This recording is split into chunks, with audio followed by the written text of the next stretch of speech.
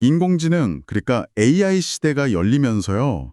가장 큰 문제로 떠오른 게 바로 전력이더라고요. 네, 맞아요. 결국 모든 게 전기로 돌아가니까요. AI 데이터 센터가 정말 뭐랄까 전기를 집어삼키는 하마 같다고들 하잖아요. 비유가 아주 정확해요. 상상 이상으로 전력을 많이 사용합니다. 그런데 이 막대한 전력을 어떻게 안정적으로 그리고 즉시 공급할 수 있을까?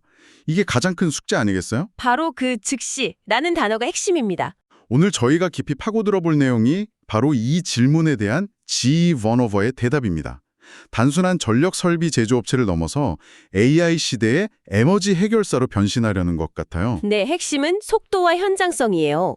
기존 전력망에 연결하려면 정말 수년이 걸리는데 AI 데이터 센터는 지금 당장 전력이 필요하거든요. 그렇죠. G. 버너버가 최근에 공개한 신사업이 바로 이 전력 병목 현상을 정면으로 돌파하려는 아주 흥미로운 시도라고 볼 수 있습니다. 좋습니다. 그럼 본격적으로 분석을 시작하기 전에 먼저 명확히 해야 할 점이 있습니다. 투자 판단의 최종 책임은 투자자 본인에게 있다는 점을 명확히 말씀드립니다.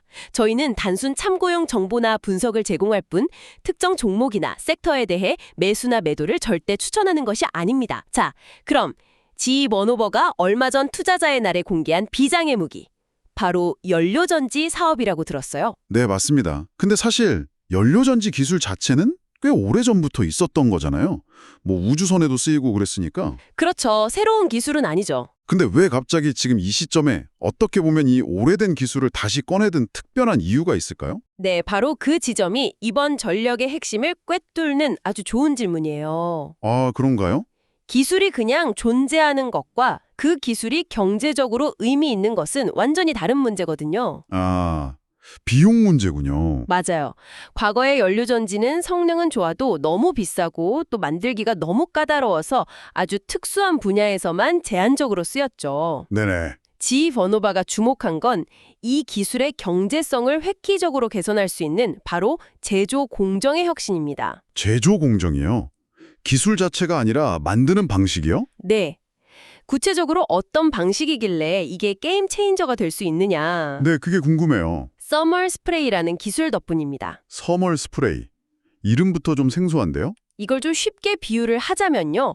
여러 종류의 재료를 아주 높은 온도로 녹여요. 네. 그럼 미세한 입자 형태가 되는데 이걸 마치 고성능 스프레이 페인트처럼 표면에 뿌려서 층을 쌓아 올리는 방식이에요. 스프레이로 층을 쌓는다니. 혹시 3D 프린팅 같은 원리인가요? 오, 아주 비슷한 개념이에요. 3D 프린팅에 훨씬 더 가깝다고 볼 수 있죠. 아하. 이시정의 기존 강자가 블룸에너지인데 이 회사는 얇은 세라믹판을 마치 레고 블록처럼 한 장 한 장 아주 정밀하게 쌓아 올려서 연료전지 스택을 만들거든요. 네, 들어본 것 같아요. 굉장히 정교한 작업이겠네요. 그렇죠. 물론 정교하지만 그만큼 시간과 비용이 많이 드는 수작업에 가까운 공정이에요. 반면에 서멀 스프레이는 필요한 여러 개의 층 구조를 한 번에 인쇄하듯이 찍어낼 수 있는 겁니다. 와, 그럼 생산 속도에서부터 비교가 안 되겠는데요? 바로 그겁니다. 대량 생산에 들어갔을 때 압도적인 비용 경쟁력을 가질 수 있는 핵심 기술인 거죠. 그렇군요. 근데 만약 이 기술이 그렇게 혁신적이라면 왜 다른 회사들은 진작에 사용하지 않았던 걸까요? 최근에 뭔가 기술적인 돌파구라도 있었던 건가요?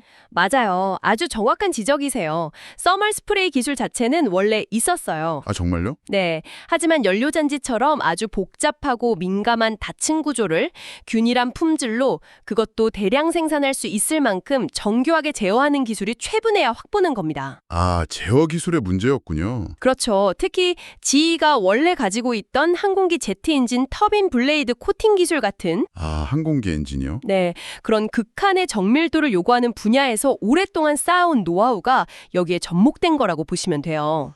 와, 그러니까 완전히 다른 산업에 있던 핵심 기술을 융합해서 연료전지 생산의 오랜 난제를 풀어낸 거네요.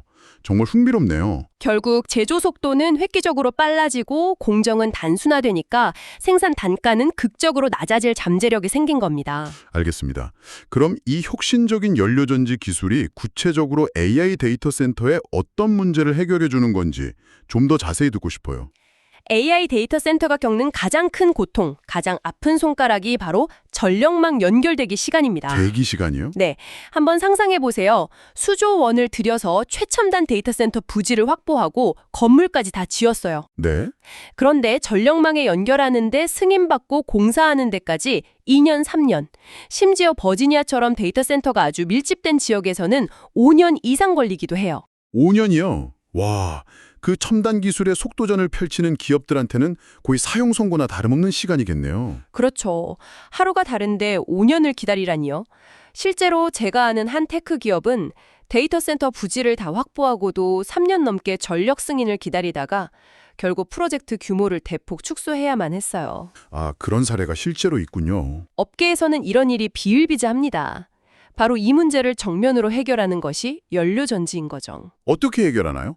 연료전지는 온사이트, 즉 데이터 센터 부지 안에 컨테이너 형태의 발전소를 직접 설치해서 바로 전력을 생산하는 오프그리드 솔루션이거든요. 아, 전력망 바깥에서 자체적으로 생산한다? 맞습니다. 거대한 중앙발전소에서 송전탑을 통해 전기를 몇십 킬로미터씩 끌어오는 게 아니라 전기가 필요한 바로 그곳에서 직접 만들어서 쓰는 거죠. 전력망을 기다릴 필요가 전혀 없겠네요, 그러면? 네.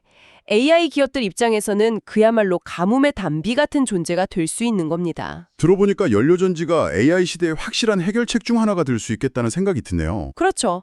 가능성이 아주 높죠. 그런데 한편으로는 이런 생각도 들어요. GE 버노바의 주력 사업은 원래 엄청나게 큰 가스터빈이었잖아요. 네, 전통적인 강자였죠. 이렇게 유망한 연료전지 사업에 집중한다면 그럼 기존의 가스터빈 사업은 이제 좀 축소되는 건가요? 선택과 집중을 하는 건지. 만약 그랬다면 그건 좀 단편적인 전략이었을 거예요. 아, 그게 아닌가요? 네. GE 버노바는 훨씬 더 큰 그림을 그리고 있습니다.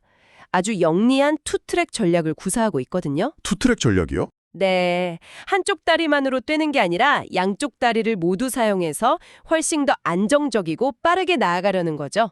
투트랙. 그건 좀 이상적으로 들리는데요.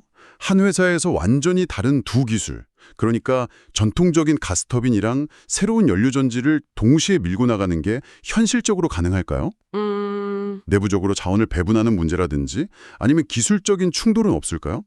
보통은 잘하는 한쪽에 집중하라는 게 경영의 정석인데 말이죠. 아주 합리적인 의문이에요. 충분히 그렇게 생각할 수 있죠. 네. 하지만 이 두 기술은 서로 경쟁하는 관계가 아니에요.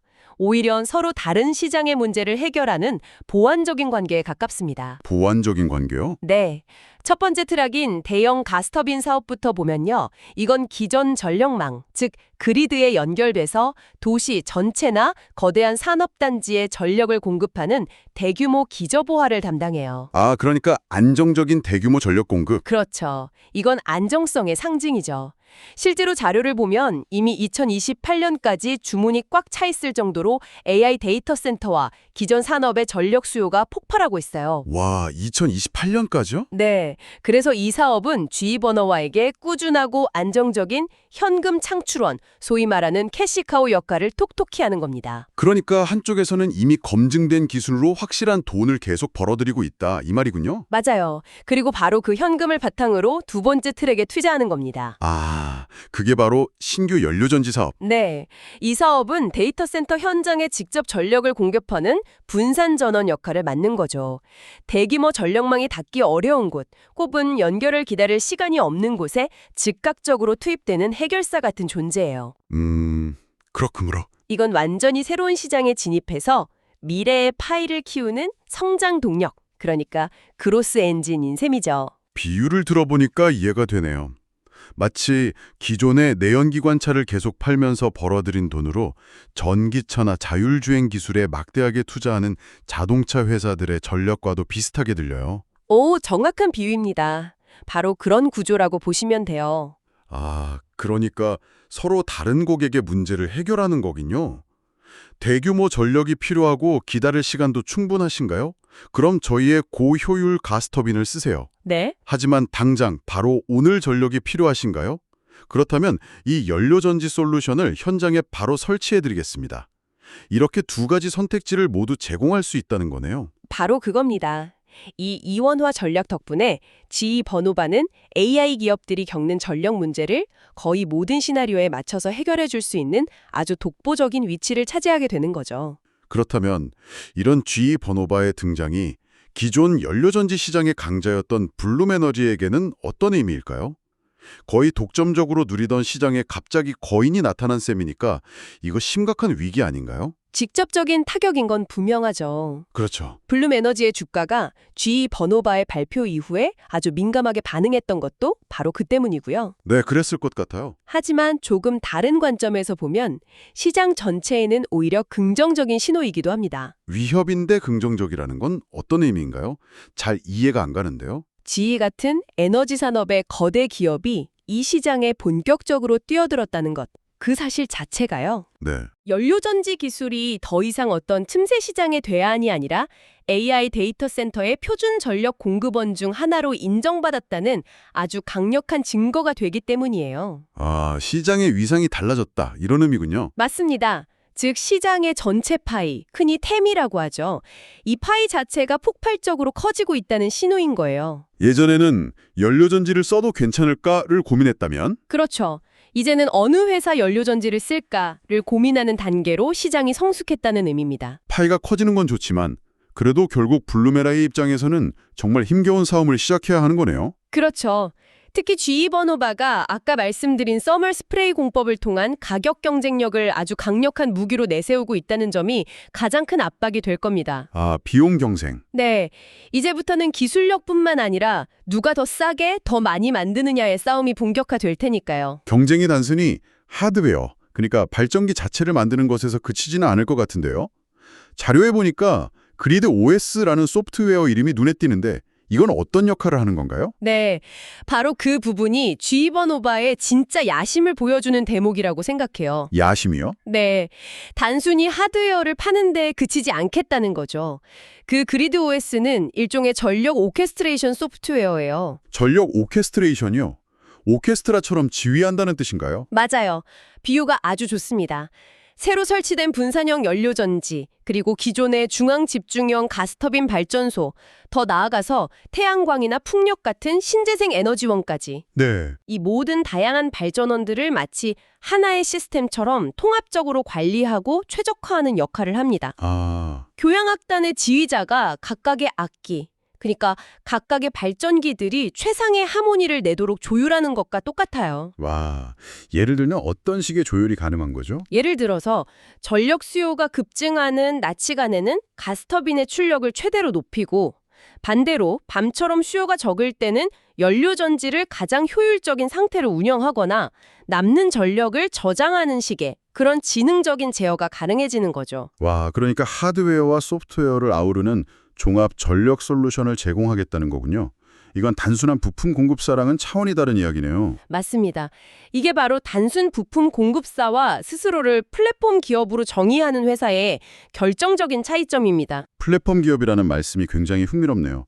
보통 플랫폼 기업이라고 하면 기술주처럼 아주 높은 가치 평가를 받는데 시장에서도 G 버너버를 그렇게 보고 있나요? 네, 그런 시각이 점점 강해지고 있죠. 자료에 따르면 현재 주가 수익 비율, 그러니까 PE가 60배 이상으로 꽤 높은 수준인데 전통적인 제조업체로서는 정말 이례적인 숫자잖아요. 네, 바로 그 높은 PE가 시장의 G 버노바의 전략적 업사이드를 어떻게 평가하는지를 보여주는 아주 중요한 대목이에요. 전략적 업사이드요? 만약 시장이 G 버노바를 단순히 터빈이나 발전기를 만드는 오래된 제조업체로만 본다면 PE 60배는 명백한 고평가 논란에 휩싸일 수 있습니다. 아, 그렇죠. 말이 안 되죠. 하지만 시장은 이 회사를 AI 인프라의 혈액과 같은 전기를 생산하고 전송하고 심지어 지능적으로 관리하는 그 전 과정을 통제하는 플랫폼 기업으로의 변신 가능성의 프리미엄을 부여하고 있는 겁니다. 단순히 쇠를 깎아서 기계를 만드는 회사가 아니라 AI 시대의 에너지 흐름을 지배하는 운영체제,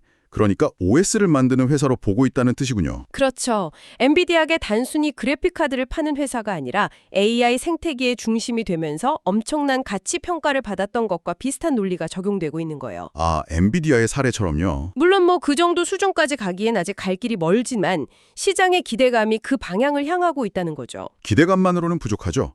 실질적인 현금 흐름은 어떤가요?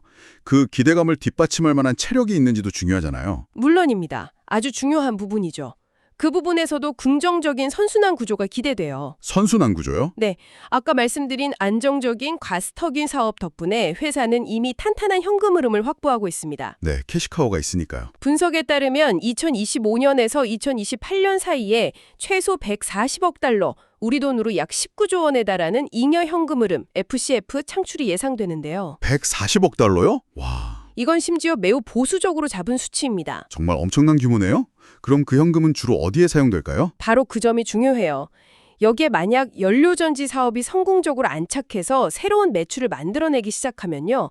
현금 흐름은 이 예측치를 훨씬 뛰어넘어서 가속화될 겁니다. 아, 그리고 그 막대한 현금은 자사주 매입이나 배당을 통해서 주주에게 환원될 수도 있고요. 네.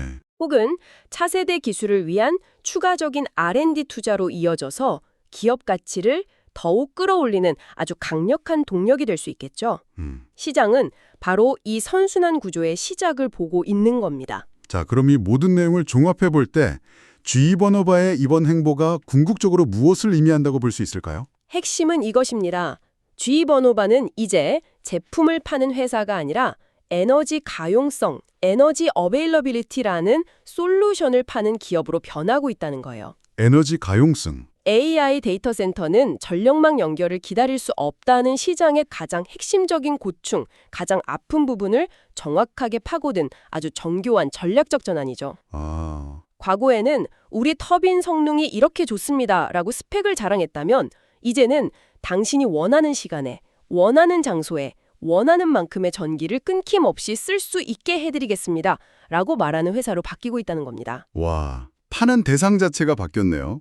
기계가 아니라 시간과 안정성이라는 가치를 파는 셈이군요. 맞아요. 본질적인 가치, 즉 밸류 프로포지션이 달라진 거죠. 이 모든 게 계획대로 된다면 정말 대단하겠지만 이런 원대한 전략의 성과가 가시적으로 드러나는 시점은 언제쯤으로 예상할 수 있을까요? 투자자 입장에서는 그 시점이 가장 궁금할 텐데요. 물론 단기적인 성과보다는 중장기적인 관점에서 봐야 해요. 그렇죠.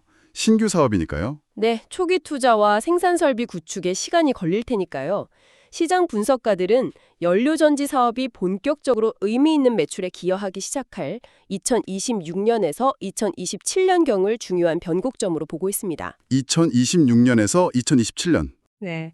그때가 되면 GE 버너버는 현재 진행 중인 AI 인프라 성장 사이클의 가장 큰 수혜자 중 하나로서의 입지를 지금보다 훨씬 더 공고히 다지게 될 가능성이 높습니다. GE 버너버가 단순히 전기를 만드는 것을 넘어서 전력망 전체를 지휘하는 운영체제, 즉 AI 전력의 OS가 되려는 큰 그림을 그리고 있다는 점이 무척 인상 깊네요. 네, 그렇죠. 단순한 하드웨어 제조사를 넘어서 AI 시대의 에너지 패러다임을 설계하는 기업으로의 진화를 지켜보는 것이 아주 흥미로울 것 같습니다. 그렇죠.